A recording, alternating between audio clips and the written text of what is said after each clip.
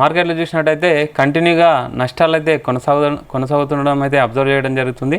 ముఖ్యంగా టారిఫ్ యొక్క భయాలు అయితే బాగా మార్కెట్లో అయితే కనిపించాయి. అంటే ఇన్వెస్టర్లకు కూడా సెంటిమెంట్ అంత వర్కౌట్ అవ్వలేదనే చెప్పాలి. ఈరోజు ఫ్రైడే, ఈ వీక్లో లాస్ట్ ట్రేడింగ్ డే. ఓవరాల్గా మార్కెట్ స్టార్ట్ అవ్వడం కూడా కొంచెం గ్యాప్ అప్తోనే స్టార్ట్ అయింది, కానీ నష్టాలు అయితే కొనసాగడం జరిగింది.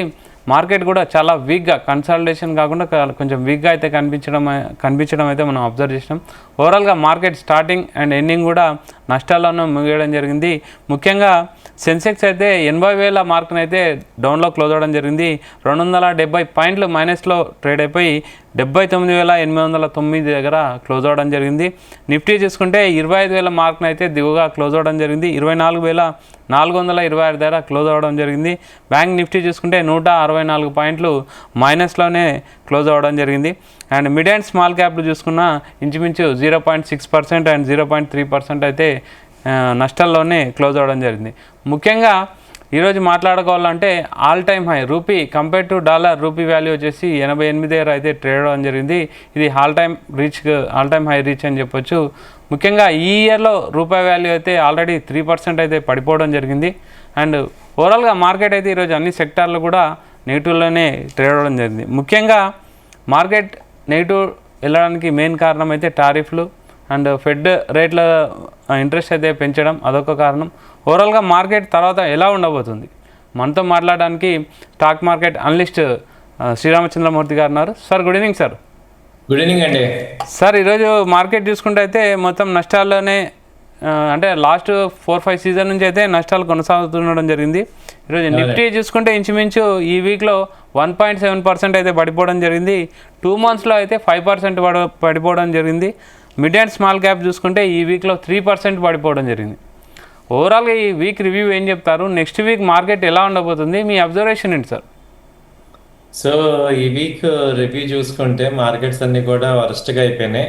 సో ఆ ట్రంప్ టారిఫ్ ఎఫెక్ట్ అయితే ఇక్కడ పడింది, దాని మీద ఎఫెక్ట్ అయితే కనపడుతుంది, అర్థమవుతుంది.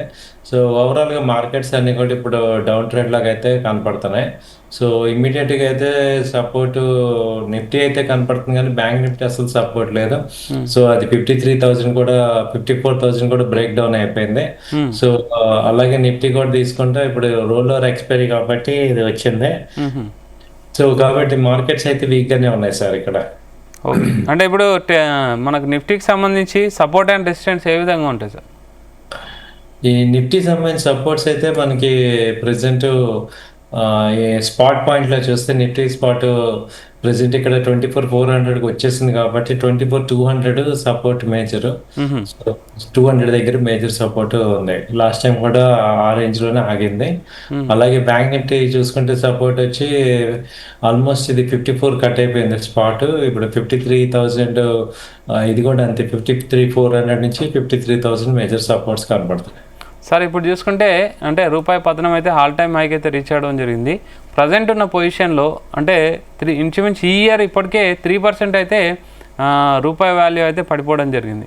అంటే ఇలాంటి టైంలో మనం ఇన్వెస్టర్లు ఏ టైప్ ఆఫ్ ఇన్వెస్ట్మెంట్ ఆలోచిస్తే బెటర్, ఏ సెక్టార్ బెటర్ సార్ మనకి?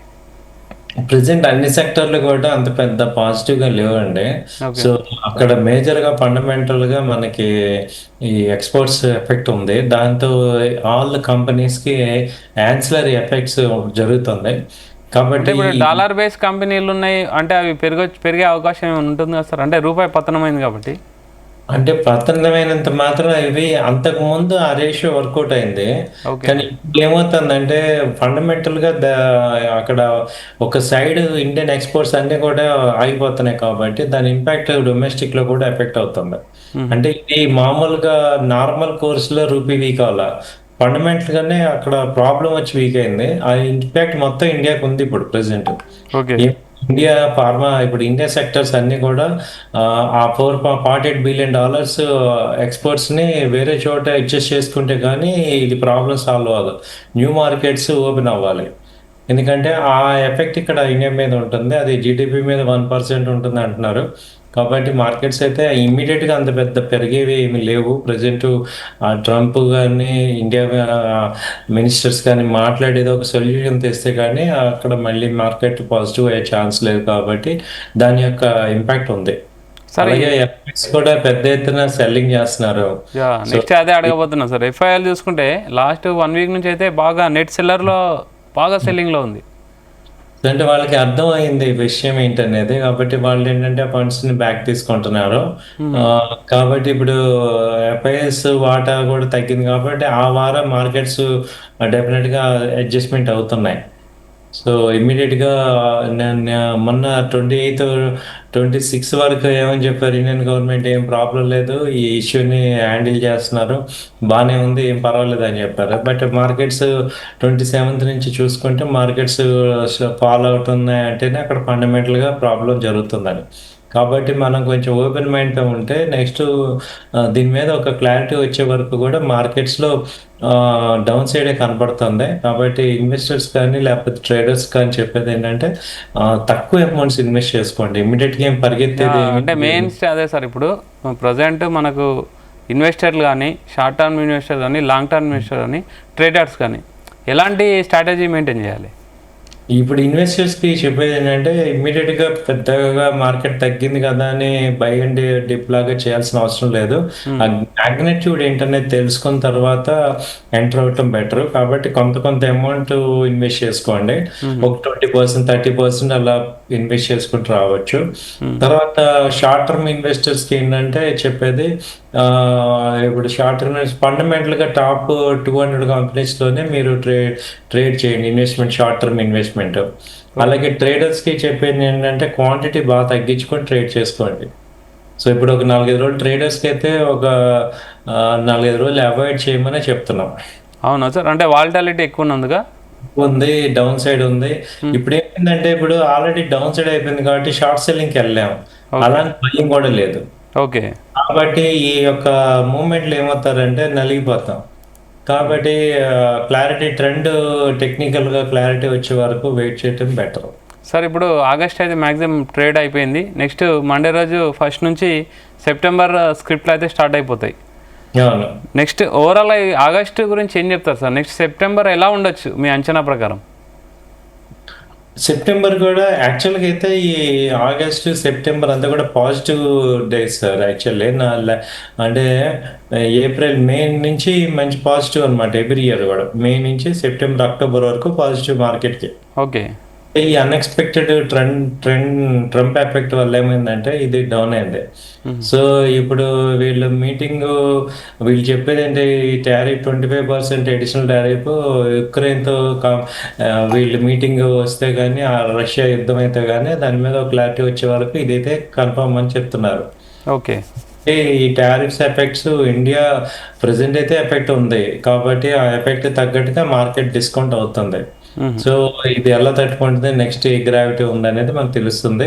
మీరు అన్నట్టు ఇప్పుడు మన ప్రైమ్ మినిస్టర్ జపాన్ వెళ్ళారు, తర్వాత యూకే కానీ, చైనా కానీ, వీటిల్లో ఏదన్నా పాసిబిలిటీస్ తీసుకురాగలిగితే మాత్రం కొంత పురోగతి వస్తుంది. బట్ ఇమ్మీడియట్గా ఏమీ ఇంపాక్ట్స్ కనపడవు అన్లెస్ అంటిల్ ఈ ట్రంప్ గారు కనుక విత్డ్రా చేసుకుంటే తప్ప. సార్ ఇప్పుడు కొత్తగా మార్కెట్లోకి ఇన్వెస్ట్మెంట్ ఎంటర్ అయ్యేటోళ్ళకు మంచి అవకాశం అనుకోవచ్చా? ఇది మంచి అవకాశమే. అయితే ఏంటంటే టోటల్ అమౌంట్ ఇన్వెస్ట్ చేయకూడదు, 50% అలా ఇన్వెస్ట్ చేయండి. ఓకే. క్యాష్ ఉంచుకోండి. ఓకే. ఓకే. సో 50% అలా ఇన్వెస్ట్ చేయండి, మంచి కంపెనీస్ ఉన్నాయి. అంటే ఇది టెంపరీయే, మనకు తెలియదు ఏముంది.